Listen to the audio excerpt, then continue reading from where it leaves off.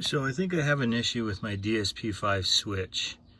This is on an 04.5 LLY, and I bought this truck used with this equipment installed, and I was told to just switch the dials and it would give you the different tunes.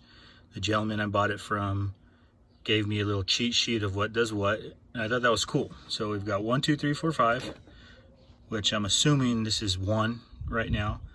2, 3, 4, 5. Okay, it's fully locked all the way to position number 5. My issue is when I go back, 4, 3, 2, 1. Okay, that's all good. But what if it starts going down here? Like way down here.